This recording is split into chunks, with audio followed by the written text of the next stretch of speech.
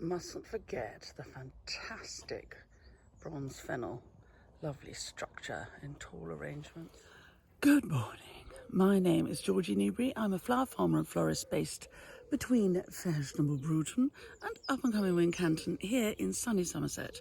It's the end of August and I have 2 weddings in the next 2 weeks. So I'm just going around the garden having a look at what I've got available for cutting and making a little list while I cut some other flowers for today. So come along with me and we'll see what we can find. By the way, you can subscribe to my channel. There's a button somewhere down here. Click the bell icon, which is somewhere else.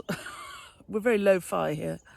And then you'll be told when we have more clips.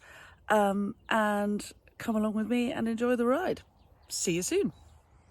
Oh yeah, so just a few snapdragons dropped in around the place. I filled in the gaps with some little plants I had. Fantastic old amaranthus. I have it all over the place. This has become a real winner. This is motherwort. Definitely growing this again. The green zing of a zinnia is something I will never say no to. They're having a good year. They don't always do brilliantly for us because we are very wet and they do like it hot and dry. Looking a bit Raggedy Ann now, but cuts really well. This is Monarda. You Americans call it bee balm, I think. More snaps. More bronze fennel. Really gone to seed now. Heavenly. For colour, just say yes to the Rebecca.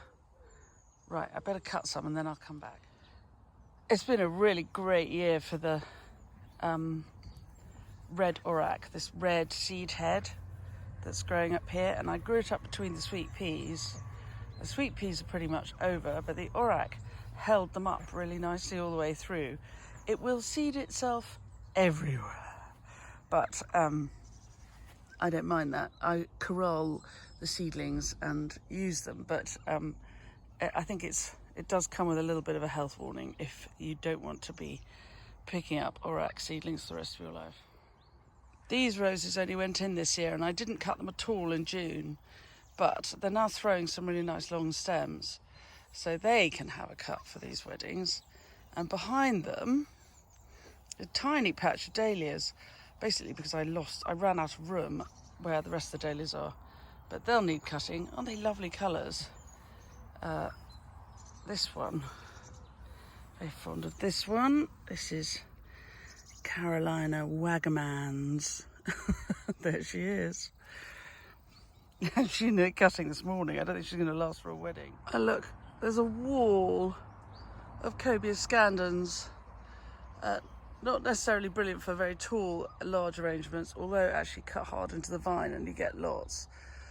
But great for posies and really, really unusual. Look, there's a wasp working their way around there. You know, wasps are great friends in the garden. Don't fright off a wasp. More fantastic amaranthus. There's glorious tails. Isn't it fun? There's so many different varieties you can grow. I really love it. And you can see the garden looks a bit going over now. Here on the right, pretty much over Amivisnaga. But if you're clever, lovely late crop of feverfew there. But with annuals, as you all know, if you're clever and you successionally sow, then look, more Amivisnaga. A great green. I think of it really as a foliage plant. Down at the far end of the polytunnels, this blue salvia, which is Salvia aglanusa, bog sage. It's incredibly handy at this time of year because it's really, really unusual to get a proper blue at the end of the summer. It's a real true blue. And here it is, bullying its way through with the Verbena bonariensis, also very useful at this time of year. And for those of you who follow along, you'll remember me throwing in a bit of seed. I mean, this bed is completely out of control now. But, look, more amaranthus. And still coming, getting there, a little late bunch of cosmos. Not for this week, but, you know. And the phlox can have a cutback and, you know, you look through it and there's stuff to cut. but you will have to fiddle around, and we don't want to spend too much time fiddling. Oh, and here, spot the main crop dahlias through the gate. Here we go. Yes, plenty of dahlias for this wedding this week and next, and some lovely little Acidanthera, or Gladiolus murieli, should you prefer. This white glad, scented, tender, over winter here, and various other glads, which we'll cut for these weddings.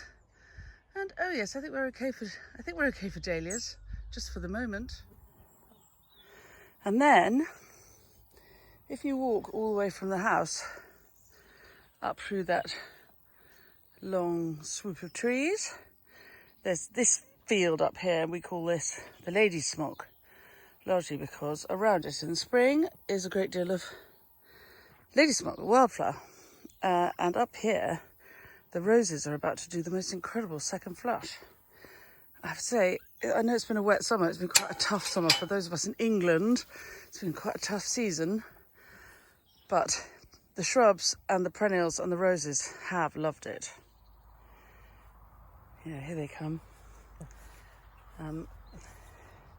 One of the weddings, I can do anything I like. I love it when that happens. One of them is very bright. So these hot coloured roses will do well. Good old Boscobel and all these peachy colours will be good for the colourful wedding. Nice bit of sea lavender here for filler. And I'm very keen on penstemons as a cut flower. And you can see these are also coming back for a nice second flush. The echinacea is still going strong. Hello bees. Quite often you'll find bees having spent the night in something which has got plenty for it to breakfast on. When they wake up slowly, their head's already in their breakfast. You hear my boots squelching. So it takes away from the... Oh, I need some fancy bit of kit now so I can do runway shots through here. But yes, more echinacea. Not sure either of these weddings are going to take much in the way of these limelight hydrangeas, but I'm sure we'll find them at home somewhere.